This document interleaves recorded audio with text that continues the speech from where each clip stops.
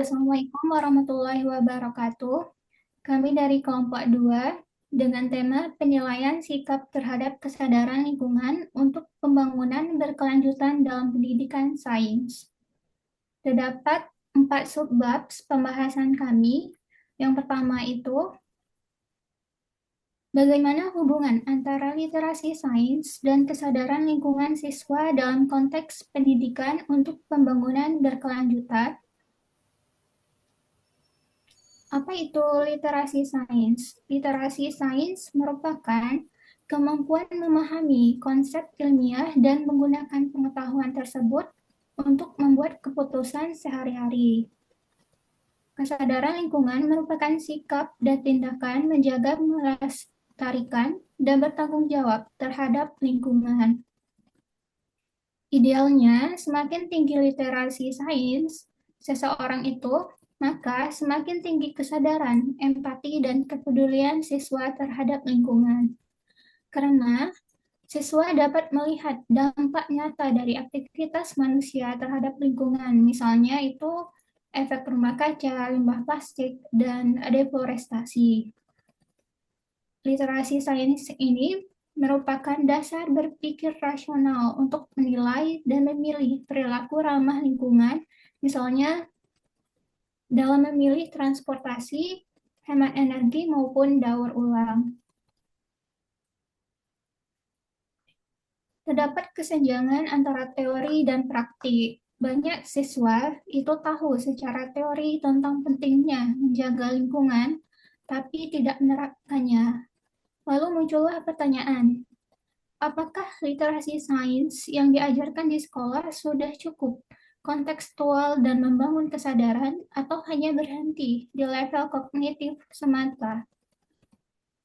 Hasil penelitian menunjukkan bahwa meskipun literasi sains dan literasi lingkungan terbukti memiliki hubungan positif dengan kesadaran ekologi siswa, penerapannya di sekolah masih terbatas pada aspek pengetahuan. Hal ini dikemukakan oleh Wardani dan Noviana 2024 di penelitiannya, itu dikarenakan karena guru itu belum menerapkan pembelajaran berbasis socio-scientific isu sehingga siswa belum banyak terlibat dalam analisis isu nyata di sekitarnya. Lalu penelitian Fajar Riyadi, Fahmi, dan Arisandi 2024 menyorot bahwa pendidikan sains ini di Indonesia belum sepenuhnya mengintegrasikan literasi lingkungan secara sistematis, sehingga kesadaran siswa itu seringkali berhenti pada pemahaman konseptual. Miterianifa dan Mawani 2023 membuktikan juga bahwa ketika pembelajaran dikaitkan langsung dengan konteks lingkungan, itu siswa menunjukkan peningkatan nyata dalam sikap dan perilaku peduli lingkungan. Lalu ada pertanyaan lagi, apakah pembelajaran sains saat ini memberi ruang bagi siswa untuk mengaitkan ilmu dengan isu lingkungan lokal, misalnya permasalahan yang ada di sekitar mereka, sampah, air, ataupun polusi? Menurut penelitian itu, banyak siswa yang bersikap pasif atau cuek terhadap isu lingkungan karena mereka itu minim akan paparan informasi dan pengalaman langsung. Hal ini ditunjukkan dalam penelitian literatur review Ananta dan Fitri 2025. Literasi sains yang kuat baru akan berdampak pada kesadaran lingkungan apabila siswa diberi kesempatan untuk memaknai konsep ilmiah dan konteks kehidupan nyata. Baik, saya akan menjelaskan untuk subbab kedua, yaitu bagaimana instrumen penilaian sikap dapat digunakan untuk mengukur kesadaran lingkungan peserta didik secara valid dan reliabel dalam pembelajaran sains. Konsep dasar dan tujuan, instrumen penilaian sikap terhadap lingkungan berfungsi untuk mengukur dimensi afektif peserta didik, meliputi nilai persepsi dan perilaku terhadap isu lingkungan. Dalam pembelajaran sains, instrumen ini menjadi penting karena kesadaran lingkungan tidak hanya dipahami secara kognitif, tetapi juga perlu diinternalisasi melalui sikap dan tindakan nyata. Menurut Milford dan Dakit 2010, Sikap lingkungan merupakan konstruk multidimensi yang mencakup keyakinan, emosi, dan kecenderungan perilaku terhadap lingkungan.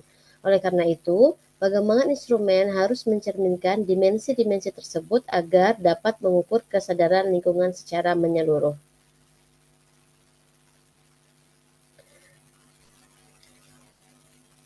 Beberapa jenis validitas sebagai berikut.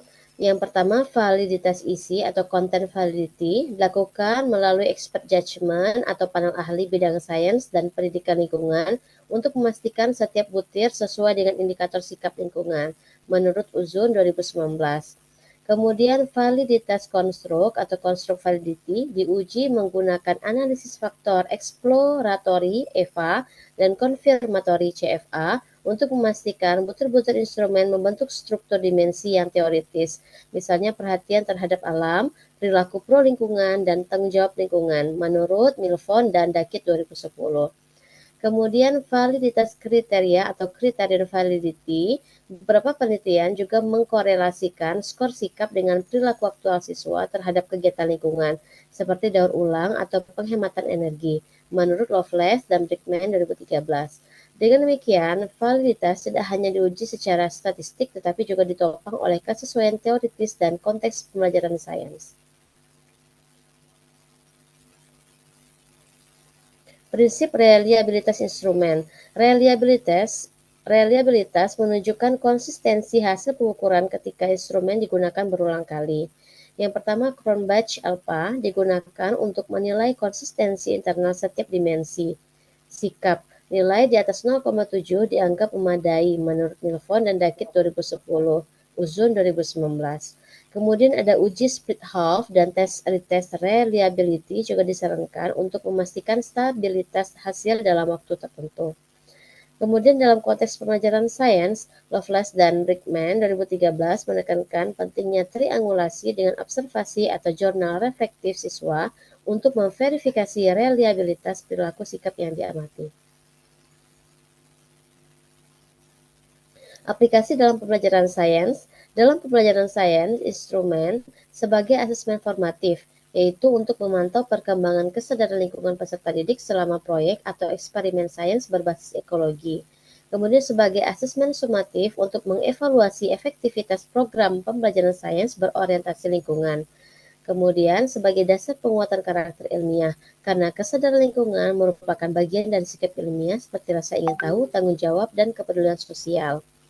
Instrumen dapat berbentuk skala Likert, angket sikap, atau lembar observasi perilaku dengan indikator seperti kepedulian terhadap kelestarian alam, partisipasi dalam kegiatan ramah lingkungan, keinginan mengubah perilaku untuk menjaga lingkungan, dan nilai etika terhadap penggunaan sumber daya alam. Langkah-langkah pengembangan instrumen yang valid dan reliable. Yang pertama, analisis konstruk teoritis, menentukan dimensi sikap lingkungan yang diukur, misalnya kognitif, afektif, atau konatif. Kemudian yang kedua, penyusunan butir pernyataan, menggunakan bahasa yang jelas, positif, dan relevan dengan konteks sains. Yang ketiga, validitas isi oleh ahli, untuk memastikan relevansi dan representasi setiap butir. Yang keempat, uji coba lapangan atau pilot test dilakukan pada peserta didik yang setara dengan sampel penelitian. Yang kelima, analisis validitas dan reliabilitas menggunakan EVA atau CFA, Cronbach alpha, dan uji korelasi antar butir. Yang keenam, revisi dan penyempurnaan instrumen berdasarkan hasil uji statistik dan masukan ahli. Dengan prosedur tersebut, instrumen akan dapat mengukur kesadaran lingkungan peserta didik secara tepat, konsisten, dan sesuai konteks pembelajaran sains. Baik, selanjutnya yaitu faktor-faktor apa saja yang mempengaruhi pembentukan sikap dan kesadaran lingkungan peserta didik melalui kegiatan pembelajaran sains yang mendukung pembangunan berkelanjutan. Yang pertama yaitu ada faktor internal peserta didik. Nah, yang pertama, pengetahuan lingkungan dan literasi sains, yaitu pemahaman peserta didik terhadap isu-isu lingkungan seperti perubahan iklim, polusi, dan pelestarian keanekaragaman hayati yang merupakan landasan bagi terbentuknya sikap dan kesadaran lingkungan.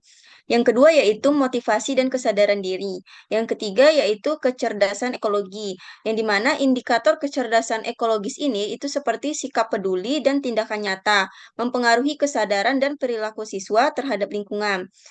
Yang keempat yaitu empati dan tanggung jawab, yang dimana pendidikan sosial emosional yang terintegrasi dalam pembelajaran sains itu dapat menumbuhkan empati dan rasa tanggung jawab terhadap lingkungan sekitar. Yang kedua yaitu faktor pembelajaran sains. Yang pertama ada model dan pendekatan pembelajaran, yang dimana model pembelajaran ini bisa digunakan seperti model pembelajaran berbasis masalah, berbasis proyek, dan berbasis pengalaman, termasuk outdoor learning atau pendekatan lingkungan alam sekitar yang dapat meningkatkan pemahaman kognitif dan keterlibatan perilaku siswa terhadap isu-isu lingkungan. Yang kedua yaitu peran guru sebagai fasilitator. Nah, yang ketiga pendidikan berorientasi pembangunan berkelanjutan atau ESD, yang dimana mengintegrasikan nilai-nilai pembangunan berkelanjutan ke dalam pelajaran sains yang dapat mendorong terbentuknya generasi yang sadar lingkungan, berpikir kritis, dan bertanggung jawab terhadap masa depan. Yang selanjutnya yaitu metode interaktif dan kolaboratif, yang dimana metode ini melibatkan siswa dalam diskusi, demonstrasi, dan proyek yang akan mendorong kerjasama tim. Yang selanjutnya itu ada media dan sumber belajar, yang dimana pemanfaatan media yang kreatif dan beragam itu seperti video, permainan edukatif, atau kunjungan virtual. Yang terakhir yaitu integrasi isu lingkungan ke dalam kurikulum. Next. Yang ketiga yaitu faktor lingkungan dan sosial. Yang pertama ada peran guru, yang dimana guru ini memiliki peran sebagai pendidik, pengajar dan pembimbing. Keteladanan guru dalam menjaga kebersihan dan kelestarian lingkungan sekolah itu dapat membentuk karakter peduli lingkungan pada siswa. Yang kedua yaitu faktor sekolah. Sekolah yang menerapkan program berkelanjutan seperti program Adiwiyata dengan kebijakan dan aturan yang jelas itu dapat membangun kebiasaan positif siswa seperti mengurangi sampah plastik atau memilah sampah. Yang ketiga yaitu faktor sosial, yang dimana lingkungan sosial, norma, serta kepercayaan terhadap institusi itu juga mempengaruhi pembentukan sikap terhadap isu-isu lingkungan. Yang terakhir yaitu keterlibatan komunitas, yang dimana keterlibatan dalam upaya lingkungan ini di luar sekolah seperti kampanye atau kegiatan sukarela yang dapat memperkuat sikap dan kesadaran lingkungan. Meskipun motivasi di baliknya perlu diinternalisasi secara pribadi, bukan hanya karena kewajiban sosial. Baik, selanjutnya topik yang keempat yaitu bagaimana cara meningkatkan kesadaran lingkungan untuk pembangunan berkelanjutan dalam pendidikan sains. Nah, di sini kita harus tahu terlebih dahulu bahwa pentingnya kesadaran lingkungan dalam pendidikan sains. Nah, kesadaran lingkungan itu adalah berarti kita memahami hubungan manusia dengan alam secara utuh. Nah, kesadaran ini itu akan menjadi fondasi penting untuk kita membentuk perilaku berkelanjutan serta rasa tanggung jawab terhadap ekosistem. Nah, melalui pendidikan sains, itu siswa tidak hanya belajar tentang konsep ilmiah, tetapi juga belajar bagaimana menerapkan pengetahuan itu untuk menjaga keseimbangan lingkungan. Nah, pendidikan sains di sini berperan untuk menumbuhkan literasi ekologis dan pemikiran kritis terhadap isu lingkungan, yang dapat membangun generasi yang lebih peduli, kreatif, dan berkomitmen menjaga kelestarian bumi. Nah, namun dalam kenyataan yang bisa kita lihat di lapangan, kondisi nyata dari ISD di lapangan ini memiliki beberapa kendala. Seperti yang pertama itu fokus pembelajaran IPA itu masih sangat akademik. Artinya di sini pembelajaran IPA di sekolah itu masih cenderung berfokus pada teori dan ujian saja. Sementara aspek dari afektif seperti kepedulian lingkungannya itu belum tergarap optimal. Kemudian integrasi SDGs-nya itu belum merata. Kemudian guru itu juga kurang pelatihan terhadap ISD, dan yang terakhir itu adalah penilaian karakter ekologisnya itu belum diterapkan secara maksimal. Kemudian bagaimana solusinya? Nah, di sini terdapat 3 solusi, yaitu yang pertama ada integrasi Education for Sustainable Development atau ESD ke dalam kurikulum IPA. Nah, di sini bahwa pembelajaran IPA itu bisa dihubungkan dengan SDGs, misalnya itu SDG 6 air bersih, SDG 7 energi bersih, dan SDG 15 ekosistem darat. Kemudian juga sekolah juga dapat menanamkan nilai khalifah dan amanah sebagai etika lingkungan. Kemudian juga menjadikan sekolah sebagai living laboratory atau laboratorium hidup untuk praktik keberlanjutan. Kemudian yang kedua itu menggunakan model RADEC atau Read, Answer, Discuss, Explain, dan Create. Di mana tahapan dari model ini itu yang pertama adalah membaca isu, yang kedua ada menjawab, yang ketiga berdiskusi, yang keempat itu menjelaskan, dan yang kelima itu menciptakan proyek solusi. Nah, model RADEC ini akan menjadi langkah efektif untuk meningkatkan kesadaran ekologi siswa. Melalui model ini, siswa itu akan membaca isu nyata di sekitar mereka, mendiskusikan solusi, kemudian menjelaskan hasil pemikiran, dan menciptakan proyek yang bermanfaat bagi lingkungan seperti kampanye kebersihan atau inovasi daur ulang. Next.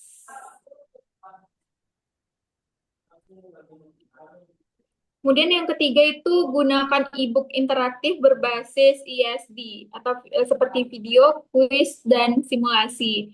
Nah, melalui pemanfaatan media digital ini, pembelajaran IPA atau pembelajaran sains itu akan menjadi lebih menarik dan kontekstual.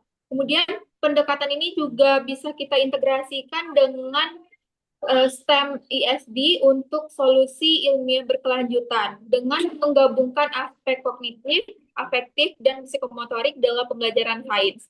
Di mana dengan menggabungkan semua aspek tersebut akan bertujuan untuk membentuk peserta didik yang berpengetahuan, peduli, dan bertindak nyata untuk keberlanjutan bumi.